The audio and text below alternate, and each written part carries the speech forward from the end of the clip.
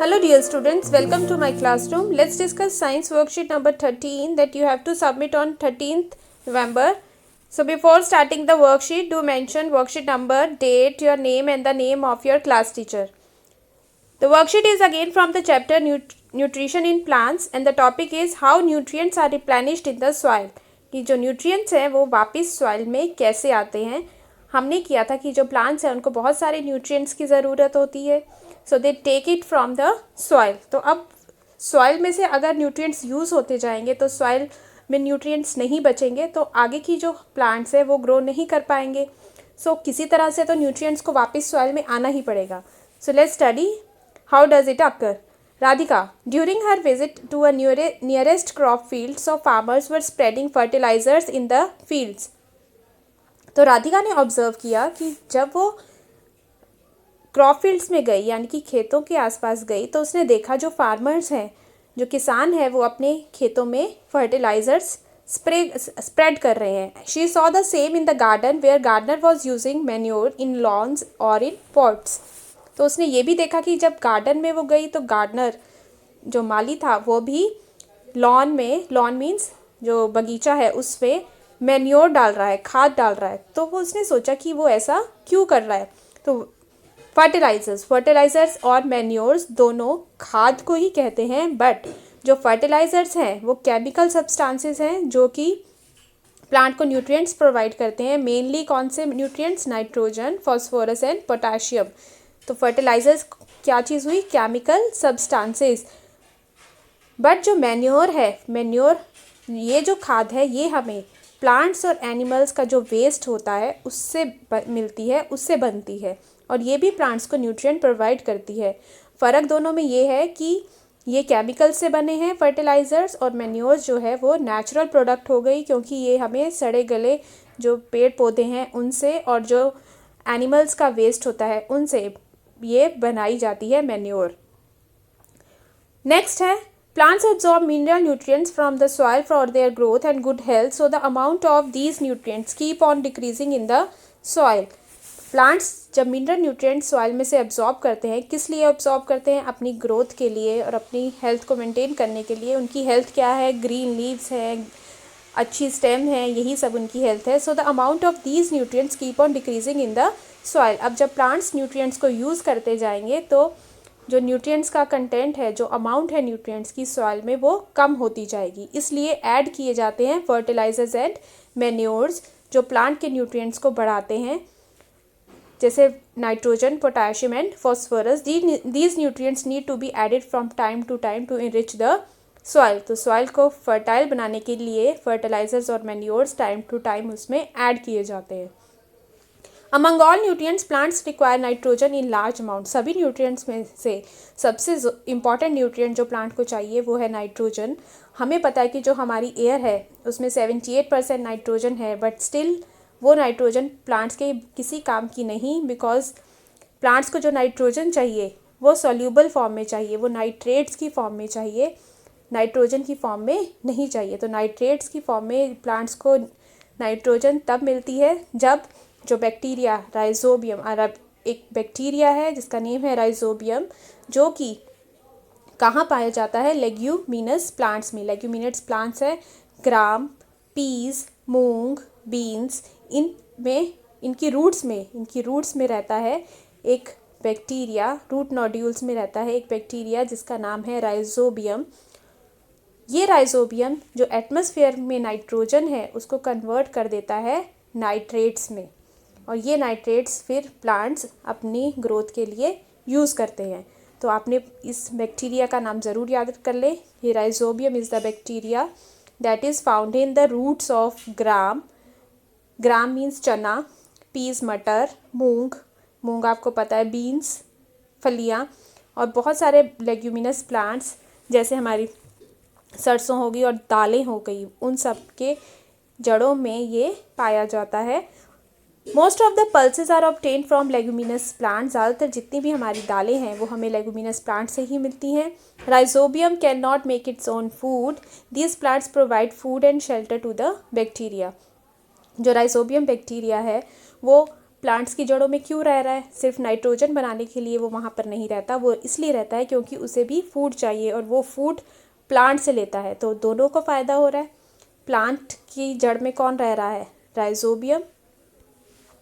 सो leguminous plants की roots में रहता है राइजोबियम, और राइजोबियम क्या कर रहा है वहाँ पर? नाइट्रोजन फिक्सेशन कर रहा है, नाइट्रेट्स बना रहा है प्लांट के लिए नाइट्रोजन से, और इसके बदले में जो लेग्यूमिनस प्लांट्स हैं वो राइजोबियम को फूड दे रहे हैं, तो ये इसको फूड दे रहे हैं और राइजोबियम इनको नाइट्रेट्स दे रहा है, तो दोनों को फ़ायदा हो रहा है। तो ऐसा रिलेशनशिप जिसमें दोनों ऑर्गेनिजम्स आपस में मिलकर रहें और दोनों को बेनिफिट हो, इस तरह के रिलेशनशिप को हम कहते हैं symbiotic relationship. So this type of relationship is called symbiotic relationship. This is your 2 marks question, that what is symbiotic relationship? The relationship between two organisms in which both get mutual benefits. दोनों को एक दूसरे से फ़ायदा हो रहा है। Now let's do the question answers. First is write one difference between fertilizers and manures.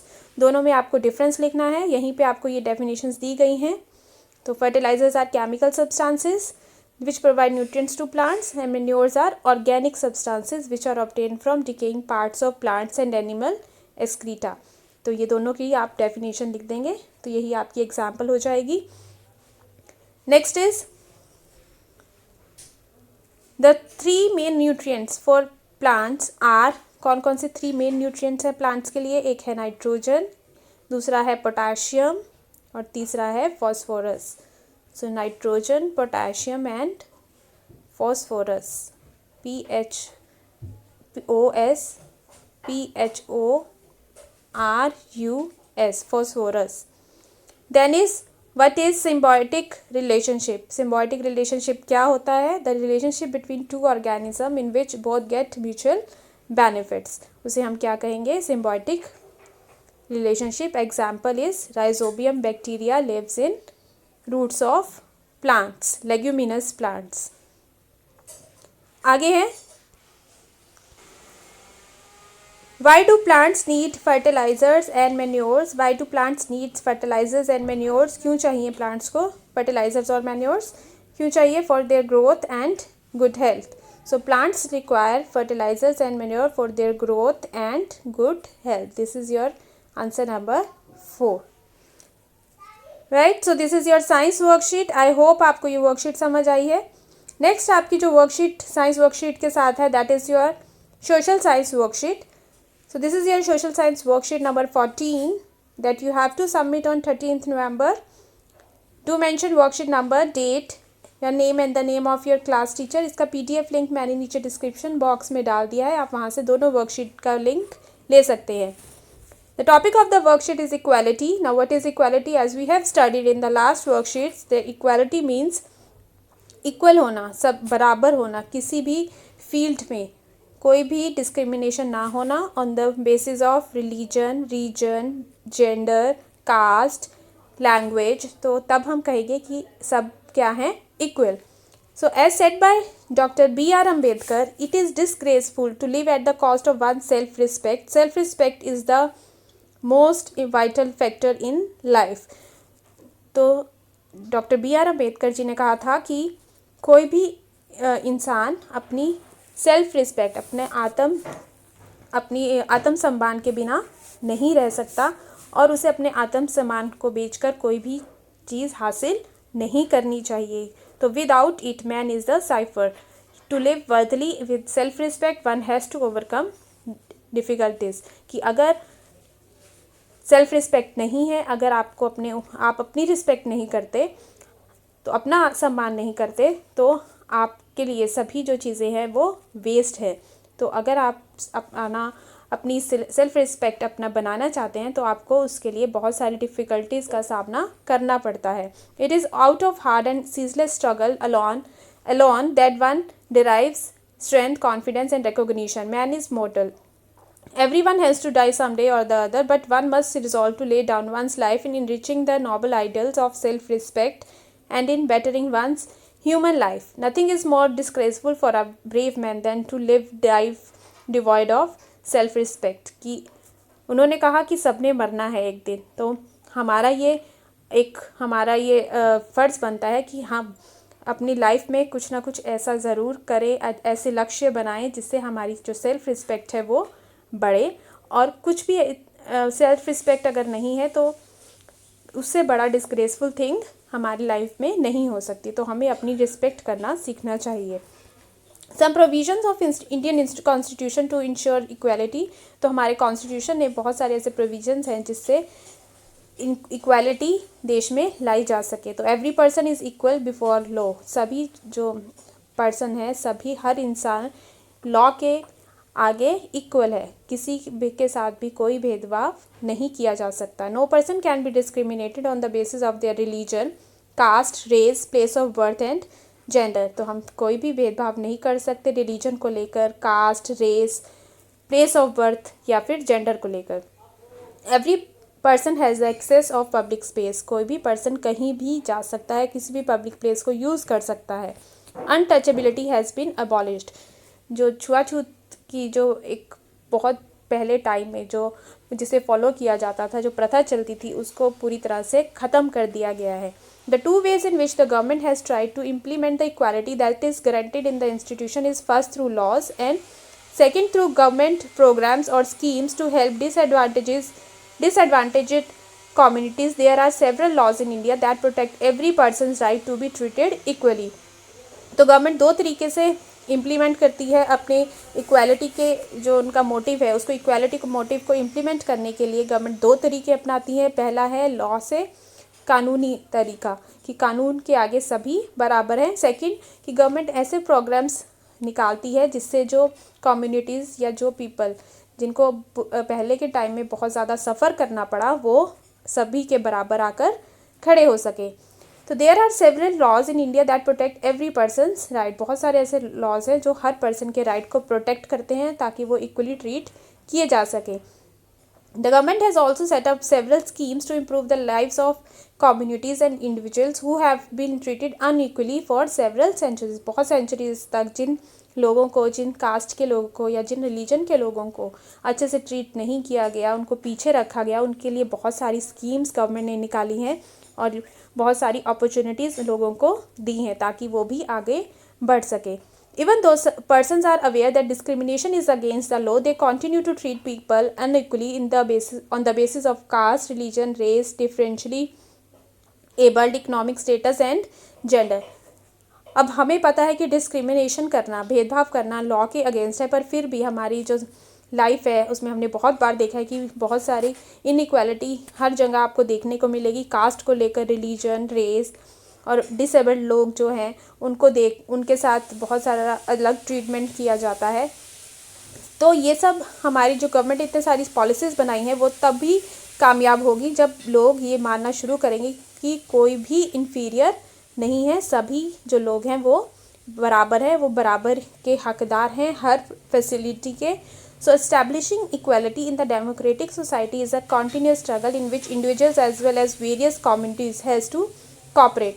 तो इक्वालिटी को इस्टेब्लिश करना एक बहुत बड़ा एक अभियान है, ताकि इस स्ट्रगल है एक बहुत बड़ी जिसमें हम तभी सक्सेसफुल होंगे अगर हम सब ये सोच रखेंगे कि कोई भी इन्फीरियर का मतलब होता है कि कोई भी नीचा नहीं है, सभी एक बराबर हैं, चाहे वो किसी भी कास्ट का है, रिलीजन है, कोई भी जेंडर है, कोई भी लैंग्वेज बोलता है, कहीं भी उसका जन्म हुआ है, सब लोग हम इंडियंस हैं, हम सब इंडियंस हैं और ये हमारी देश की तरक्की के लिए भी बहुत ज़रूरी है। तो इसी को लेकर एक मिड डे मील भी गवर्नमेंट ने स्टार्ट किया। This refers to the programme introduce in all government elementary schools to provide children with cooked lunch. इसमें क्या किया कि गवर्नमेंट के स्कूल्स में बच्चों को खाना प्रोवाइड किया गया ताकि बच्चे ज़्यादा से ज़्यादा, जो पुअर पीपल के लोग हैं, जो गरीब लोग हैं, वो अपने बच्चों को ज़्यादा से ज़्यादा स्कूल में भेजे, लड़कियों को स्कूल में भेजा जाए। क्योंकि सबसे पहले ये तमिलनाडु में इसको अप्लाई किया गया था इस स्कीम को इन 2001। उसके बाद सुप्रीम कोर्ट के ऑर्डर से स्टेट गवर्नमेंट ने सभी स्टेट गवर्नमेंट को ये अपने स्टेट्स में अप्लाई करना पड़ा और this programme has had many positive effects, इसके बहुत सारे पॉजिटिव इफ़ेक्ट्स देखने को मिले। बहुत सारे गरीब लोगों ने अपने बच्चों को स्कूल में एनरोल करवाया और बच्चे जो हैं वो रेगुलर स्कूल आने लगे। और टीचर्स ने भी बताया कि जो बच्चे लंच के टाइम पे घर चले जाते थे और फिर वापस स्कूल नहीं आते थे, वो अब क्योंकि मिड डे मील स्कूल में ही मिलने लगा तो इसलिए उनकी अटेंडेंस भी अच्छी हो गई। So this programme has also help reduce caste prejudice, because बहुत लोग अलग अलग कास्ट के एक ही जगह बैठकर खाते हैं स्कूल में। बच्चे जो हैं अलग अलग कास्ट के हैं, अलग रिलीजन के, आप सब इकट्ठे बैठ के खाते हैं। तो इससे भी बहुत सारे जो इनइक्वालिटी जो थी वो कम हुई। तो ये थी हमारी वर्कशीट की explanation. Now let's do the question answer. First is mention some provisions of Indian constitution to ensure equality. हमारे इंडियन कॉन्स्टिट्यूशन में कौन कौन से प्रोविजंस हैं, तो यहाँ पर आपको ऊपर गिवन ही है। Some provisions of Indian constitution to ensure inequality. First ये person is equal before law, तो ये आपके पास यहाँ पे 4 दिए गए हैं। या तो आप ये सारे लिख लीजिए, बहुत ही अच्छा है, नहीं तो इनमें से at least 2 you have to write. Okay, next question है, how does mid day meal help to ensure equality. Mid day meal ने इक्वालिटी इंश्योर करने का काम कैसे किया। Poor children have begun attending the school. जो गरीब लोगों के बच्चों ने जो लोग थे उन्होंने अपने बच्चों को स्कूल भेजना शुरू कर दिया। Children of all backgrounds, caste, religion attend schools and have meals together. तो अलग अलग बैकग्राउंड से बच्चे आते हैं, अलग अलग कास्ट के बच्चे आते हैं स्कूल में, अलग रिलीजन के बच्चे आते हैं और वो सब साथ में बैठकर मिड डे मील्स खाते हैं। So this had reduce the caste prejudice. इससे जो कास्ट सिस्टम है वो बहुत ज़्यादा कम हुआ है। बच्चों ने ये बात जानी है, समझी है कि हम सब एक है। नेक्स्ट क्वेश्चन हमारा है, suggest some measures to ensure equality in society. अपनी सोसाइटी में इक्वालिटी लाने के लिए हम कुछ मेजर्स हमें सजेस्ट करने हैं, कुछ ऐसे आइडियाज़ देने हैं जिससे हमारी सोसाइटी में जो इक्वालिटी है वो और ज़्यादा बढ़ सके। तो यहाँ पर आप अपनी तरफ से सोचिए और लिखिए। हिंट के तौर पे मैं आपको कुछ पॉइंट्स यहाँ पर बताने जा रही हूँ, तो आप वो भी नोट डाउन कर सकते हैं। More policy should be made for working women and mothers. ज़्यादा से ज़्यादा ऐसी अच्छी पॉलिसीज़ और बनानी चाहिए, जैसे मैटरनिटी लीव तो मदर्स को मिलती है और भी बहुत सारी वुमेन को फैसिलिटीज़ दी गई हैं। कुछ पॉलिसीज़ और ऐसी बनानी चाहिए जिससे वर्किंग वुमेन और मदर्स को और फ़ायदा मिल सके, ताकि वो ज़्यादा से ज़्यादा आगे आएँ और हमारी जो इकोनॉमी है उसमें भी पार्टिसिपेट कर सके। डिफरेंट बहुत सारी फील्ड्स हैं, वहाँ पर भी आगे आ सके। Next is constructing ramps along with the stairs should be made compulsory in every school, offices, buildings, etc. तो आपने देखा है कि बहुत सारे डिसेबल्ड पर्सन हैं जिनको चढ़ने में या उतरने में बहुत प्रॉब्लम्स आती है कहीं भी अगर वो जाते हैं, तो उसके कारण उनमें बहुत ज़्यादा ऐसी फीलिंग आ जाती है, वो अपने आप को डिसेबल समझने लगते हैं। तो उनके लिए भी हमें कुछ स्टेप्स उठाने चाहिए, जैसे हमें रैम्प्स कंस्ट्रक्ट करने चाहिए हर बिल्डिंग में, स्कूल में, ऑफिस में, ताकि उन लोगों को भी आसानी से वो जॉब कर सकें और अब स्कूल जा सकें। Next is event should be organised where people from different caste, region, religion can communicate with each other.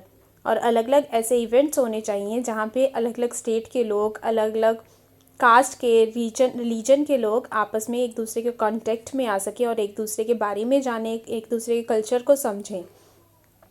सो इस तरह के स्टेप्स मेजर्स हम ले सकते हैं। तो ये थी हमारी वर्कशीट। आई होप आपको दोनों वर्कशीट अच्छे से समझ आई होंगी। सो प्लीज़ चैनल को लाइक, शेयर एंड सब्सक्राइब ज़रूर करें। Thank you.